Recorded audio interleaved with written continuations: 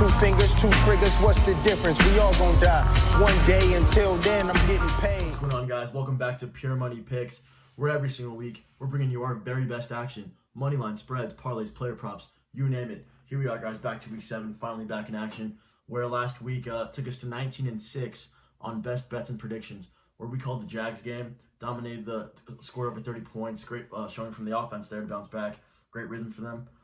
We have the Lions cover us on the Tampa Bay Buccaneers, 20-6, dominated the tempo up and down the field, time of possession absolutely killed them, and it's Jared Goff, MVP candidate performance, once again coming back, taking him to 5-1.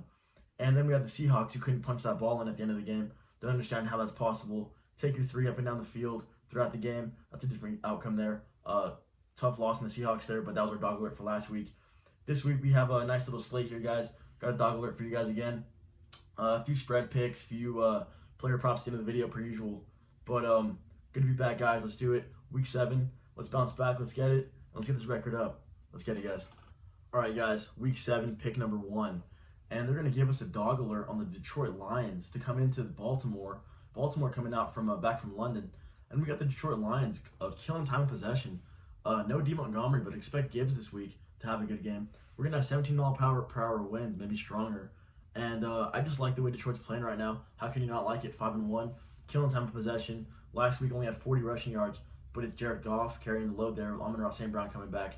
And let's see the Detroit Lions just continue to move this ball on offense with all these weapons that Jared Goff has. Jared Goff coming up off of an MVP season so far. His odds are shooting up on that futures prop.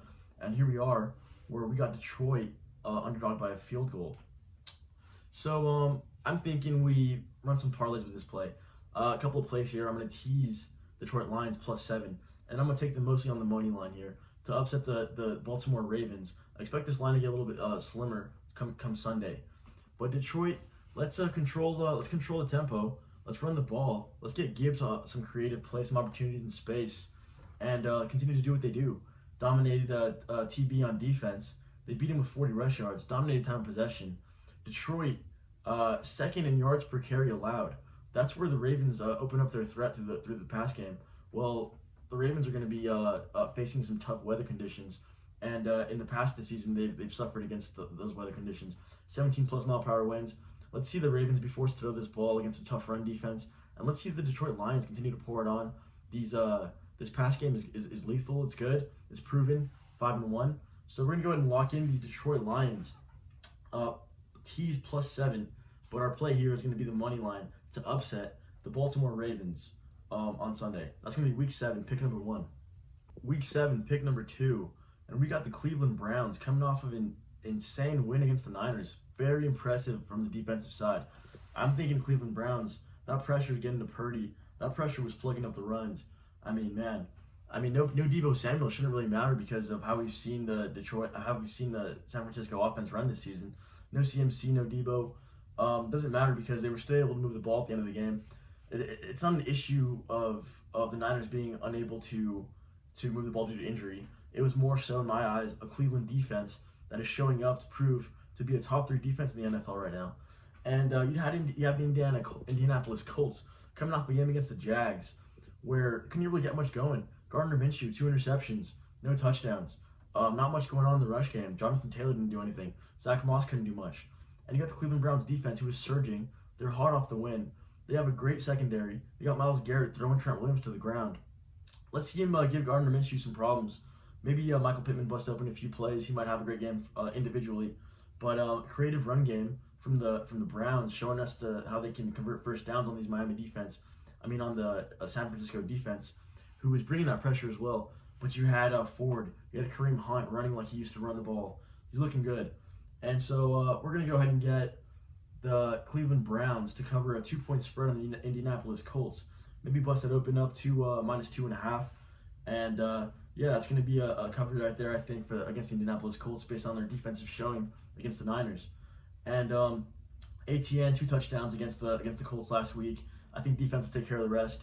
Let's get the Cleveland Browns to beat the Indianapolis Colts with a 2-point spread. That's going to be pick number 2 for week 7. All right, guys, pick number 3, and we got a game here. Game of the week. Miami going to Philly, where Philly's a 2.5-point favorite. And let's see this matchup play out here. It's a great matchup for the Miami Dolphins to show us if they really are a team that's competing for a ring this year. And you got the record-setting offense. You got Mike McDaniel going crazy with Tyreek Hill, Tua, Waddle. And you got Raheem Mostert. You got, unfortunately, Devon Chan is going to be out of this game. He's going to be out for a little bit. He's going to miss some time here. But you got Philadelphia, second in rush yards allowed, second in rush yards per game. You had an amazing O-line and an amazing defensive front. Unfortunate loss last week to the Jets, but that was Jalen Hurts throwing 3 picks. Let's limit these turnovers this game. Let's involve Swift. Let's open up some holes for him. And let's let A.J. Brown cook on the outside routes that he likes to run. And let's get Devontae Smith to open up the other side. So here we got a great matchup for the Miami Dolphins. If they can explode this offense on the Philadelphia Eagles, these guys are going to be for real. And these guys are going to show us that they are ready to make a push. Although they did allow 48 points to Buffalo, they did suffer just some pressure issues against the New England Patriots when they were healthy earlier this season. Miami's allowing 26 points per game, 26 in the league. So let's see if they can explode against this number 1 D-line for the Philadelphia Eagles. Let's see if they can expose in the same way the Jets did, create some turnovers by Jalen Hurts. In my opinion, I think this game comes down to a more well-rounded team, a team that can win the battle in the trenches, and that's the Eagles. Been backing them all season, and I think that the Eagles show up this game after a bounce back, facing a very tough Jets defense, and they come here, get the job done, limit the Dolphins, and perform on offense.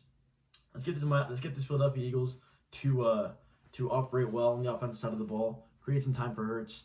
Let's hopefully that Vic Fangio pass rush cannot impede on Jalen Hurts' ability to throw this ball or to look down the field, and let's see him limit turnovers. I got the Philadelphia Eagles here, 2.5 points favorites.